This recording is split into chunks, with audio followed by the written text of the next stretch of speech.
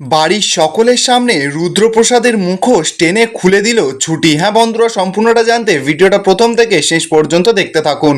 ধারাবাহিকের শুরুতে দেখা যাচ্ছে ছুটি তো ঘরের মধ্যে বেশ সুন্দর করে সেজে নিয়েছে। এবার যখনই ঘর থেকে বেরোতে যাবে ঠিক তখনই তো অভি একটা অমৃতঞ্জন এনে ছুটির সামনে ধরেছে। ছুটিকে বলছে, নিন, এটা সবসময় না কাঁধে লাগাবেন, এবেলা ওবেলা। ছুটিতে এবার অবাক, অভিকে বলছে যে কিন্তু কেন, আমার তো কাঁধে ব্যথা নেই। অভি তখন বলছে, কেন, কদিন পরে এমনিতেই কাঁধে ব্যথা হয়ে যাবে। যে কোনো জিনিসে নিজের কাঁধটা তো সবার আগে বাড়িয়ে দিচ্ছেন, নিজের কাঁধে দায়িত্বগুলো নিয়ে নিচ্ছেন। এই যে বাবার ইনভেস্টার, বাবার ব্যবসা, বাবার হাজার একটা সমস্যা, আপনি কেন ওর মধ্যে ইনভলভ হবেন না? আপনি তো জোর করে কাঁধটা গলিয়ে দেবেন। এরপর কি হবে, কি হবে জানেন তো? যে কালকে সকাল সকাল আমি উঠতে পারবো না, তার আগেই দেখবো ঘরে ঝামেলা, অশান্তি। আর মাঝখান থেকে কি হবে বলুন তো? আপনি অফিসটা কামাই করবেন, আর এটাই আমার সমস্যা। ছুটিতে এবার সরাসরি অভিকে বলছে, দূর বাবা, বাবা তো আমার থেকে কখনো কিচ্ছু চায়নি, আর একটা জিনিস আমার থেকে চেয়েছে আর আমি সেটা পূরণ করব না। অভি তো এবার সোজাসুজি ছুটিকে বলছে, ছুটি, আপনি কেন একটা জিনিস বুঝতে পারছেন না, যে আপনি সকলকে এইভাবে নিজের জীবনে জায়গা দেবেন না। ছুটি, আপনি একটা কথা বোঝার চেষ্টা করুন, 1 বছর পর কিন্তু এই ডিল থেকে আপনি মুক্তি পেয়ে যাবেন। তারপর নতুন একটা সংসার হবে, নতুন মানুষ আসবে, নতুন মানুষকে ভালোবাসবেন। শুধু শুধু এখন একটা স্মৃতি বানিয়ে কেন সারা জীবন চলবেন বলুন তো? আপনার একটা সময় পর নতুন সংসার হবে, নতুন স্বামী হবে, তখন নতুন বাবা মা সকলে হবে। তাহলে শুধু শুধু এখন কেন সকলের সঙ্গে জড়িয়ে পড়ছেন? ছুটির তো এবার কথাগুলোতে খুব খারাপ লাগে, প্রচণ্ড খারাপ লাগে। ছুটি তো কাঁদো কাঁদো ভাব করে কোনো কথাই বলতে পারছে না। ছুটি এবার নিজের বিছানা করা শুরু করে দিয়েছে। ছুটি অভিকে বলছে যে আপনার বিছানা করা আছে, আপনি গিয়ে শুয়ে পড়ুন, আমি নিচে বিছানা করে শুয়ে পড়ছি। অভি তখন ছুটিকে বলছে যে আপনার শরীর খারাপ, আপনি কেন নিচে শোবেন? ছুটি তখন সরাসরি অভিকে বলছে যে আপনি কেন আমার সঙ্গে এতটা কানেক্টেড হয়ে পড়ছেন? আমার শরীর তো, আমার জ্বর, আমি বুঝে নেব, আপনাকে এতটা না ভাবতে হবে না। আমি মরবো কি বাঁচবো সেটা তো আপনার কি যায় আসে, আপনি না বিছানার উপরে গিয়ে শুয়ে পড়ুন। অভি তো আর ছুটির সামনে কোনো কথা বলতে পারে না। ছুটিকে বলছে যে আচ্ছা ঠিক আছে, আপনি যা চান তাই করুন। ছুটি এবার গজর গজর করা শুরু করে দিয়েছে। বলছে, 1 বছর, 1 বছর, আমার আর ভালো লাগে না এই কথাটা শুনতে। ঠিক আছে বাবা, একবার মুক্তি পেয়ে যাক, আমি সঙ্গে সঙ্গে এখান থেকে চলে যাব। ছুটি তো এবার রাগে পুরো ফোঁস ফোঁস করছে। রেগে মেগে বিছানাটা করে একটা জায়গায় বসেছে, বসে মনে মনে বলছে, কেবল এই মানুষটা শুধুমাত্র ডিল ছাড়া কিছুই বোঝেন না। একবারও উনি ভাবলেন না যে এই মেয়েটা সারা জীবন সেই অর্থে কোনো পরিবার পায়নি, যে নিজের জীবনের শিকড় কথায় সেটাই জানে না, মায়ের স্নেহের আশ্রয় পায়নি। চিরটা কাল শুধুমাত্র ভেসে ভেসে থেকেছি, টিকে থাকতে শুধু লড়াই করে গেছি ছোটবেলা থেকে।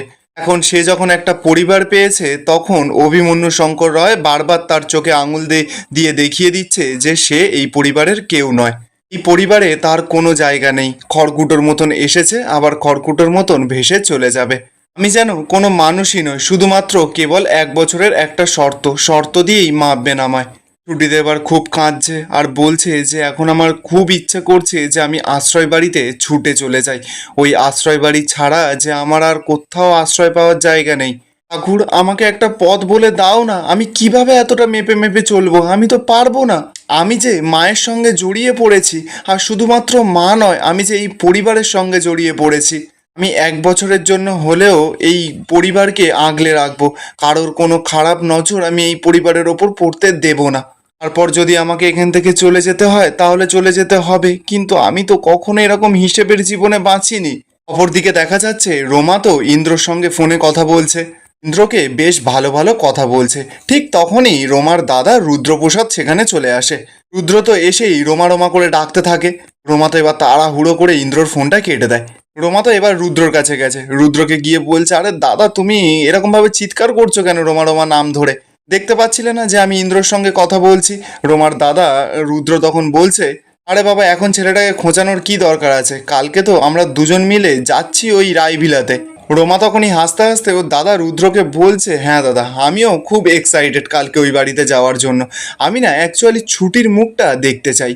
কালকে ও যখন দেখবে যে ওর বাবাকে যারা জেলে পাঠিয়েছে তারাই ওর শ্বশুর বাড়িতে পাত পেরে খাচ্ছে, ও মাই গড, কেমন সুন্দর লাগবে বলো তো সেই সিনটা দেখতে।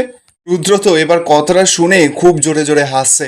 এরপর দেখা যাচ্ছে পরের দিন সকাল হয়ে যায়। ছুটি তো রান্নাঘরে সকলের জন্য টিফিন, চা, কফি সব বানাচ্ছে।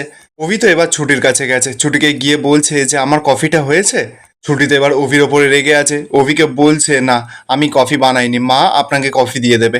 অভি তখন ছুটিকে বলছে যে আপনি কফি দেবেন না কেন, মা দেবে কেন। ছুটি তখন রাগমাগ দেখিয়ে অভিকে বলছে কারণ 1 বছরের ডিলে তো, আপনি যদি আমার কফির আবার অভ্যেস করে ফেলেন তাহলে তো সমস্যা হয়ে যাবে। এবার তো সেখানে শতরূপা ঠিক তখনই সেখানে চলে এসেছে। শতরূপা এসেই ছুটিকে বলছে ছুটি সব কিছু হয়ে গেছে। ছুটি তখন বলছে হ্যাঁ মা, সকলের জন্য সব কিছু রেডি আছে, তুমি শুধু ওই তোমার ছেলের জন্য একটু কফিটা বানিয়ে দাও। শতরূপা তখন বলছে আচ্ছা ঠিক আছে, আমি কফিটা এক্ষুনি বানিয়ে দিচ্ছি। অভি তখন শতরূপাকে বলছে না মা থাক, আমি আর কফি খাবো না, আমি এখন পার্কে যাচ্ছি, ইন্দ্র আসবে, ওখানে ইন্দ্রর সঙ্গে দেখা করতে যাব। শতরূপা তখন অভিকে বলছে এখন আবার পার্কে গিয়ে কি করবি, তোর এখন পার্কে যেতে হবে না, তুই এখন আগে কফিটা খেয়ে যা তো। অভি তখন শতরূপাকে বলছে মা আমাদের অফিসে তো 3জন এমপ্লয়ি, 3জন এমপ্লয়ির মধ্যে আমরা দুজনই আছি, আমাদের দুজনকে 3জনের কাজ একাই হাতে করতে হচ্ছে, কারণ একজন এমপ্লয়িকে তো হাফ টাইম অফিসে পাওয়াই যায় না।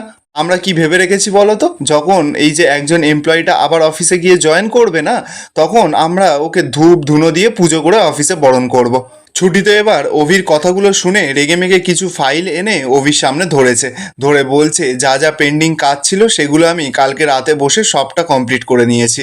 আমি জানি অফিসে গিয়ে আপনাদের চোখের সামনে বসে সমস্ত কাজবাজ করাটা এটা একটা অফিসের নিয়ম ছিল, কিন্তু আমি তো এখন সেটা করতে পারছি না, তাই জন্য আপনি আমার মাইনেটা কেটে নিন।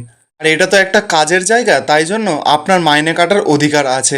আর এই কাজটা নিশ্চয়ই আমাদের কন্ট্রাক্টের মতন 1 বছরেরই মেয়াদ হবে। অভি তো এবার রেগে মেগে ছুটিকে বলছে আপনি এক্সট্রা কথা কেন বলছেন, আমি কি এসব কথা বলেছি। ছুটি তখন বলছে না না, আপনি হয়তো এইসব কথা বলেননি, কিন্তু আমি 1 বছর পর আপনার এই চাকরিটা আর করব না। আপনার হয়তো মনে হতে পারে যে আমি আপনার সঙ্গে জড়িয়ে পড়ছি, আপনার কাজবাজের সঙ্গে জড়িয়ে পড়ছি, কিন্তু আমি না সেটা কখনোই হতে দেব না। ওই দেবদত্ত রায়চৌধুরী একবার মুক্তি পেয়ে গেলেই সব হিসেব নিকেশ আবার শূন্যতে এসে দাঁড়াবে। অভি তো এবার রেগে মেগে ছুটিকে বলছে গুড, তাহলে আপনি চালিয়ে যান। এই বলেই তো অভি রেগে মেগে ওখান থেকে চলে যায়। ছুটিতে এবার একার মতন একা বকছে, বলছে যে হ্যাঁ চালিয়ে যাবই তো, আপনি তো সবসময় এটাই চান, তাই জন্য আমি এটাই চালিয়ে যাব। আর এখানেই আজকের এপিসোডটা শেষ হয়ে যায়। আপনাদের কি মনে হচ্ছে, অভি আর ছুটির মধ্যে সম্পর্কটা কি শেষমেশ ঠিকঠাক থাকবে? কমেন্টে আপনাদের মতামত অবশ্যই জানাবেন। আর ভিডিওটা ভালো লেগে থাকলে চ্যানেলটা সাবস্ক্রাইব করে যাবেন।